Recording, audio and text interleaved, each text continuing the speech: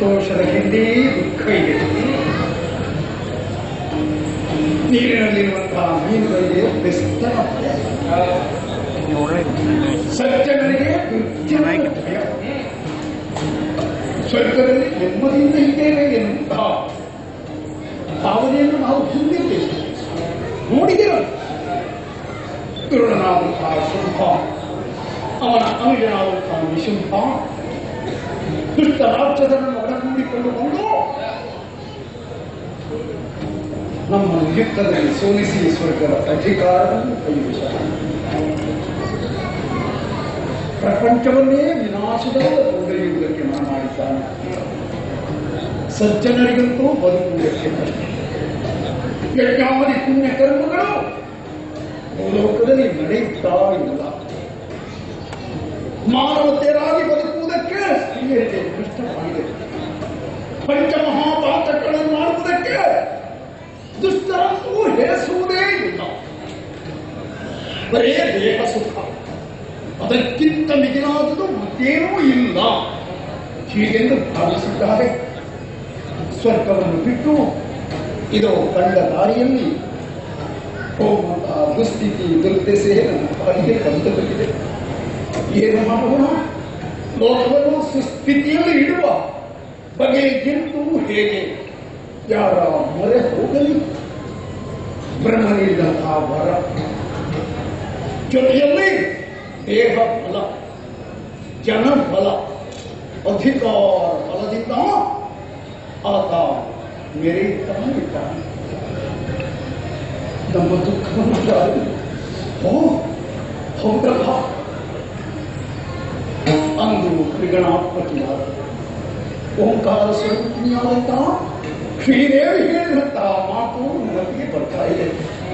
ಕಷ್ಟ ಕಾಲದಲ್ಲಿ ನನ್ನನ್ನು ಸ್ಮರಿಸಿ ಮೈದೋರಿ ನಿಮ್ಮ ಅಳಲನ್ನು ದೂರ ಮಾಡ್ತೇನೆ ಅಂತ ಈಗ ವಿಶ್ವಾಸ ಹುಟ್ಟುತ್ತಾ ಇದೆ. ಆಕೆಯ ನೆನಪಾಗ್ತಾ ಇದೆ. ತುಹಿನಾಪ್ರಿಯ ತತ್ವವನ್ನು ಸೇರಿದ್ದೇವೆ. ಎಲ್ಲರೂ ಒಟ್ಟಾಗಿ ಕೈ ಮುಗಿದು ಆಕೆಯನ್ನೇ ಪ್ರಾರ್ಥಿಸುವುದು. ಜಯ ಜಯ ಜಯ ಜಯ.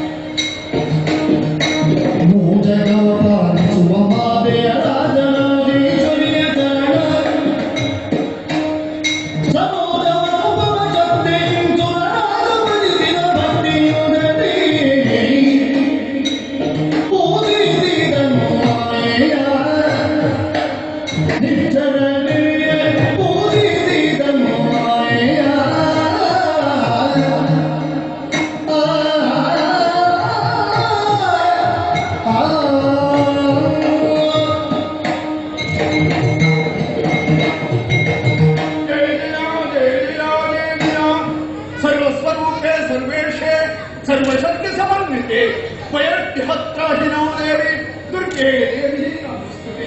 अम्म इंद्राದಿ ದೇವತೆಗಳನ್ನು ರಕ್ಷಿಸುತ್ತಾಳೆ, ರಕ್ಷಿಸು.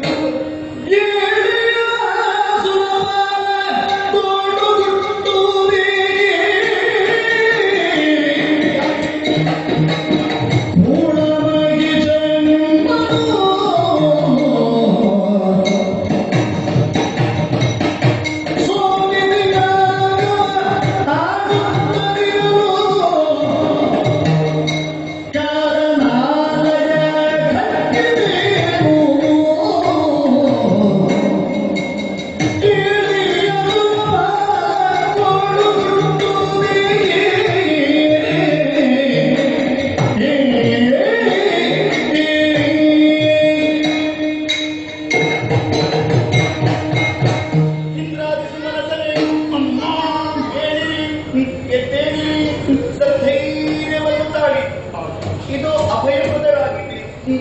ಆರ್ದ್ರವಾದ ಅಂತಃಕರಣದಿಂದ ಸಂಕೀರ್ತಿಸುತ್ತ ನನ್ನನ್ನೇ ಪ್ರಸನ್ನೀಕರಿಸಿದ್ದೀರಿ. ಮುಖಾವಲೋಕನ ಮಾಡಿದಾಗ ಅಶ್ರುಧಾರೆ ಇಳಿಯುತ್ತಾಯಿ, ಕಾಯ ಕಂಪಿಸುತ್ತಾಯಿ, ನಾಲಗೆ ತಡವರಿಸುತ್ತಾಯಿ,